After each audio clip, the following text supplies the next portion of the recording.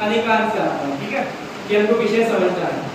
सिर्फ दो शब्द, दो प्रश्न इनसे पूछो, क्या और कैसे, बस क्या और कैसे।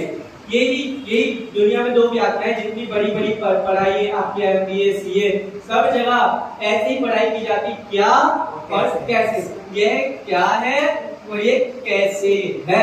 अब कैसे का भेद हो जाएगा, क्यों है, क्योंकि है, सब इसमें आता है। दुनिया में दो ही चीजें, क्या और कैसे। सामान्य है क्या, विशेष है कैसे। सामान्य सर्वज्ञ स्थिति में हम एक प्रूव करेंगे कि कोई सर्वज्ञ है, ये तो जगत सिद्ध करें जगत में कोई ना कोई सर्वज्ञ है। विशेष में करेंगे वह सर्वज्ञ सिर्फ और सिर्फ हमारे अरिहंत परमात्मा है, दुनिया में और कोई उसका हकदार नहीं है। चलो कभी कभी ऐसा भी होता है, हमारे घर पे लाइट नहीं आ रही, सामने वाले के घर पे लाइट आ रही है, तो ऐसे कैसे।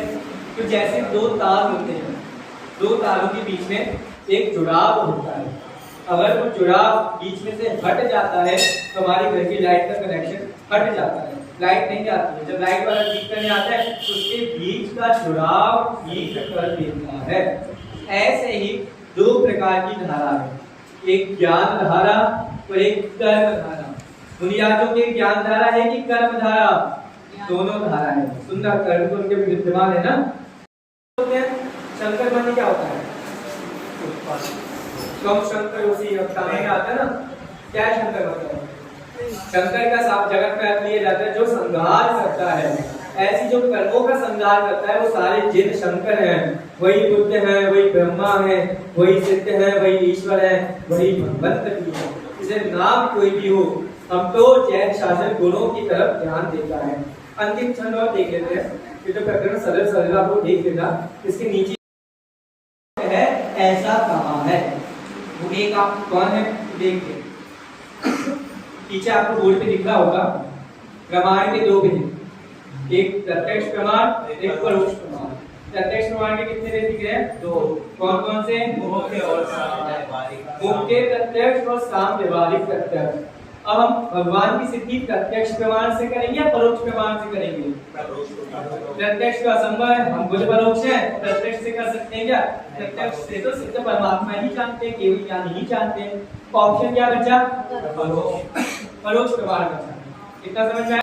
तो ये बताता है कि समर्थबद्ध कौन थे। इसे समर्थबद्ध आचार्य अपने बारे में स्वयं लिखते हैं, बादाती विश्राम में हम नरपते शादुल विक्रीडितम।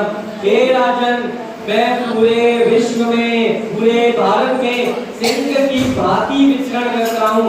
आओ जिसमें सामर्थ्य उससे वाद विवाद करके दिखाए, क्योंकि पहले मैं अभद्रता और त्याग को जानने से समंत भद्र बन गया। आज समंतात इति समंत भद्रात, उन्हीं का थोड़ा नुस्खा यहाँ पे देख लो।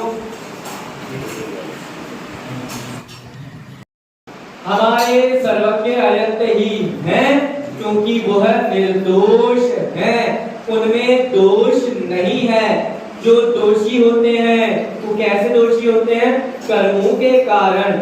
हमारे अयंत के पास कोई कर्म नहीं है, ऐसे चार अघाती कर्म नहीं है, उससे दोष नहीं लगता। हाँ नहीं लगता, चार घातिया अघातिया कर्म विद्यमान है, लेकिन वो बंध के कारण उनसे बंध नहीं होता है।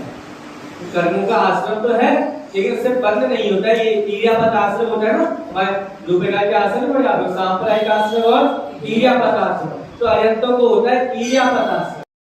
अगर हम देखें सबसे पहला यजुर्वेद, यजुर्वेद में क्या किया गया है आपको पता है। पृथ्वी जल अग्नि वायु वनस्पति, इन पंच महाभूतों की पूजाएं, इनके मंत्र यजुर्वेद में किए गए हैं। तो ये पांच महाभूत जीव है या जीव, पृथ्वी जल अग्नि वायु वनस्पति, पांच जीव है या जीव, जीव है भैया। अब जीव है, अच्छा ये जीव अच्छे हैं या बुरे हैं। एक एक जीव अच्छे होते हैं बुरे होते हैं, ना अच्छे ना बुरे। हमारा क्या, हमको दौड़ना कुछ करते हैं लोग, पेड़ हमको दौड़ना। देखो क्योंकि समझ में आता है कि वो पंक्तियां याद आ गई मेरे को अभी जस्ट। देखते हैं कि उन्होंने सर्वज्ञ की सिद्धि किसने की गई, सबसे पहले आत्ममीमांसा ग्रंथ में की गई है, जो 114 श्लोक में लिखा गया है, जो आचार्य समर्थबद्ध स्वामी ने लिखा है। एक ग्रंथ को और माना जाता है ग्रंथ महाभाष्य। सुना ग्रंथ महाभाष्य, ऐसा बोला जाता है कि ग्रंथ महाभाष्य पहले भारत में था, बाद में वो जापान में चला गया। और जापान आज जितनी भी टेक्नोलॉजी में आगे है उस ग्रंथ के आधार से है। बहुत किंवदंती घटनाएं चलती हैं। तो पूरा जगत छान लिया, सब जगह चले गए। कोई लोग हैं भी जिन्होंने पूरे विश्व का, पृथ्वी का भ्रमण भी किया है, नाम भूल रहा हूँ। तो भैया वो कहते हैं हमने पूरा पृथ्वी देख लिया लेकिन कहीं सर्वज्ञ नहीं मिला। तो ऐसे जीव से हमारे आचार्य थोड़ा सा मजाक करके कहते हैं बेटा अगर तूने पूरी पृथ्वी को देख लिया है तो तू ही सर्वज्ञ हो गया, क्योंकि जो सबको जानता है वही सर्वज्ञ होता है। अगर जो अपने आप को सर्वज्ञ कहता है तो मतलब तेरे में तू निर्दोष भी होना चाहिए, तेरे में कोई कर्म नहीं होना चाहिए। तेरे में कर्म है, तू सर्वज्ञ नहीं है, और तूने पूरी पृथ्वी को देखा नहीं है इसलिए भी तू सर्वज्ञ नहीं है। इसलिए हमारे परमात्मा सर्वज्ञ सर्वदेव इस देश इस काल में नहीं है, तो हम भी स्वीकार करते हैं, क्योंकि इस दुष्म भीषण काल में जिव देव का जब हो रे तब बात सम उपकार करके शास्त्र ही आधार। हम मानते हैं इस देश इस काल में सर्वज्ञ नहीं है, लेकिन इसका मतलब ये नहीं है कि सर्वज्ञ सर्व देश और सर्व काल में नहीं।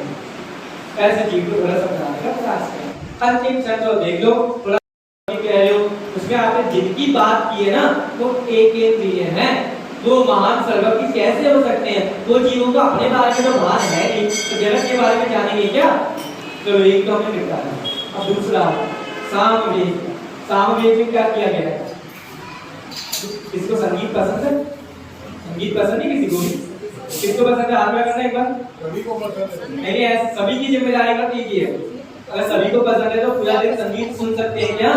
संगीत किस किस को पसंद है? जल्दी हाथ करो। सभी बोला है?